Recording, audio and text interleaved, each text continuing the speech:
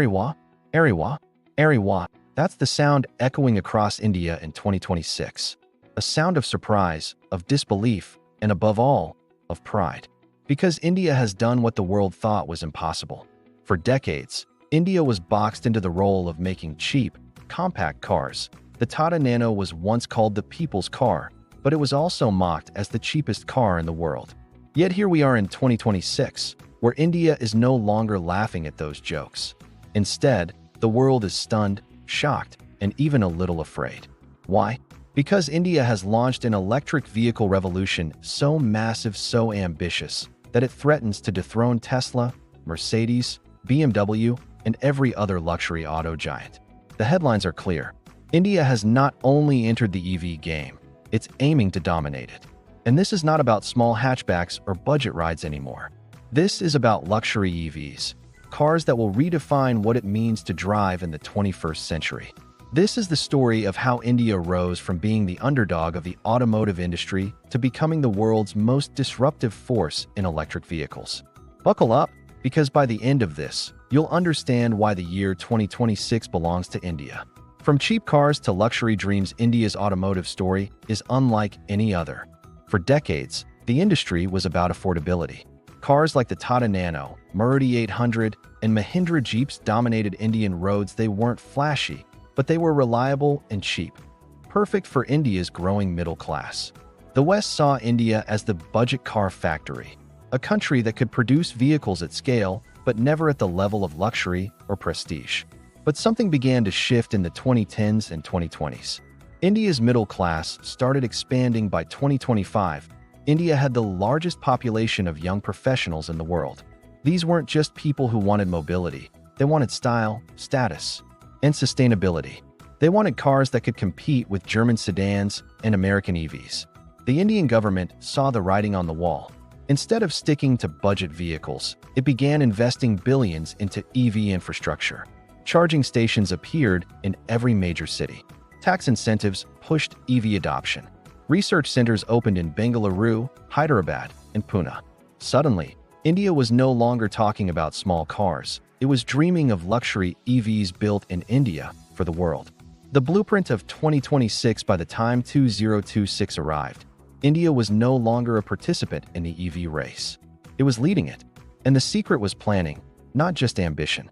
India had laid down a blueprint so detailed, so daring, that it left the world gasping.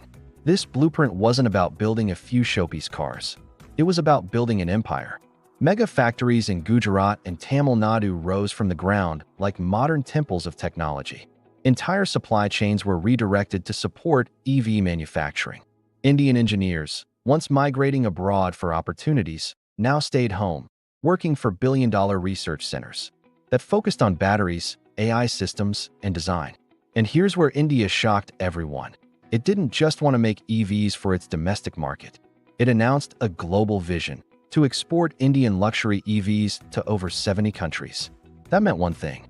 India wasn't competing for a small slice of the pie. India was here to take over the entire table.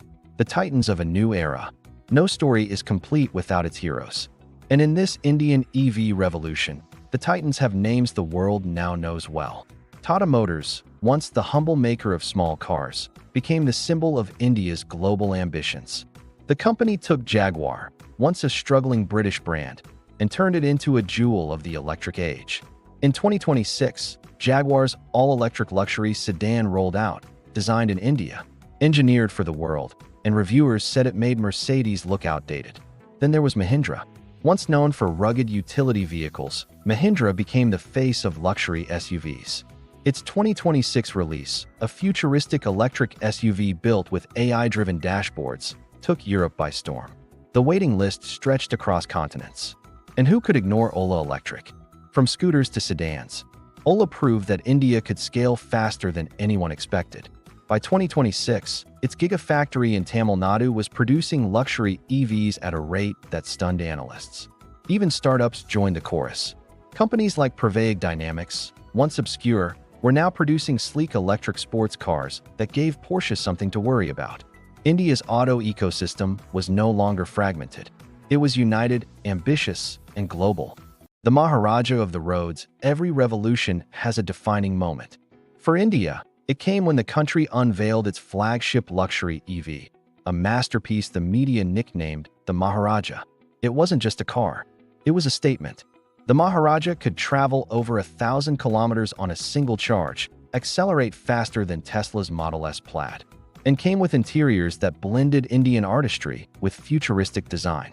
Imagine Mughal-inspired patterns woven into a car cabin equipped with AI assistants, solar charging roofs, and meditation modes.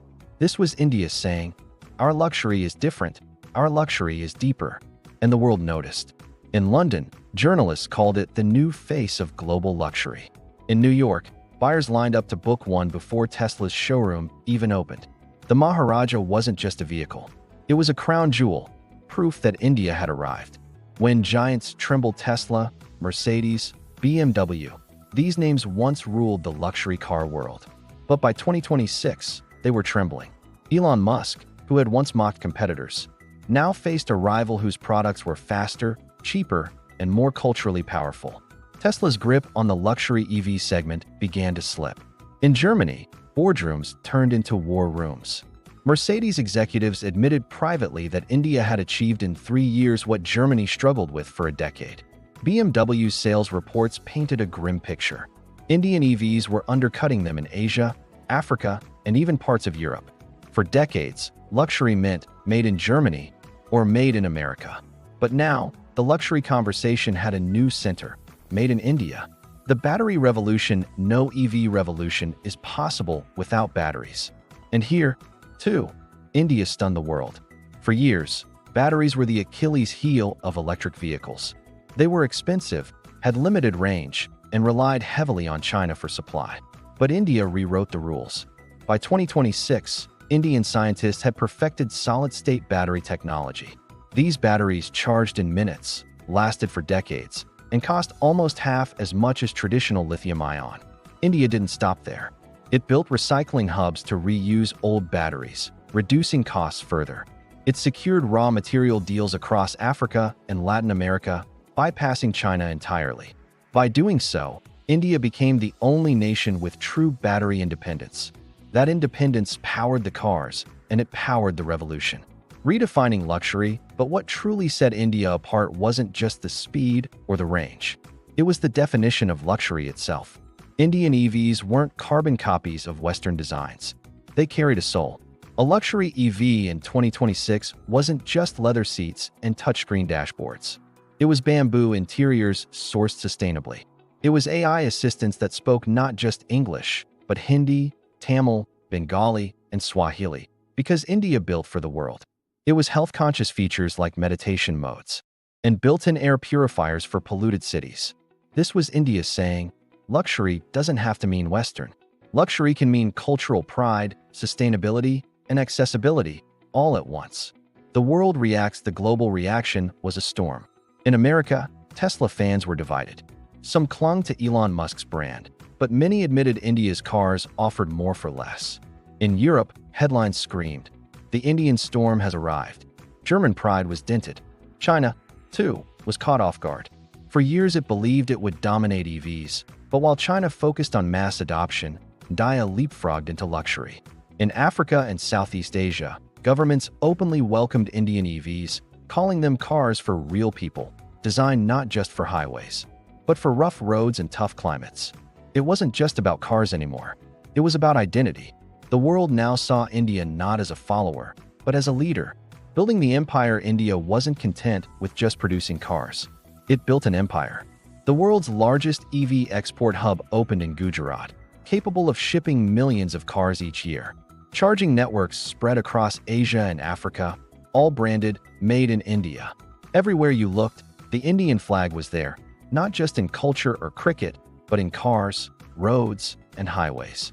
India was exporting not just vehicles, but influence. The road to 2030, and here's the most shocking part, 2026 is only the beginning. By 2028, India plans to launch fully autonomous luxury EVs. By 2030, prototypes of flying EVs are already in development. Recycling plants are being scaled up to make batteries cheaper and greener. Even Ferrari and Porsche are watching their backs, because Indian startups are working on electric supercars that can compete with the best of Europe. The road ahead isn't just about cars. It's about reshaping the balance of global power. So what do we say now? Ariwa. But this time, it's not surprise. It's respect. From the cheapest car in the world to the most luxurious EVs on Earth, India has traveled a road no one thought possible. The giants are trembling, the markets are shifting, and the crown of the EV world, once fought over by America, Germany, and China, now rests firmly in India's hands. The question is no longer if India will dominate luxury EVs. The question is, who on earth can stop India now?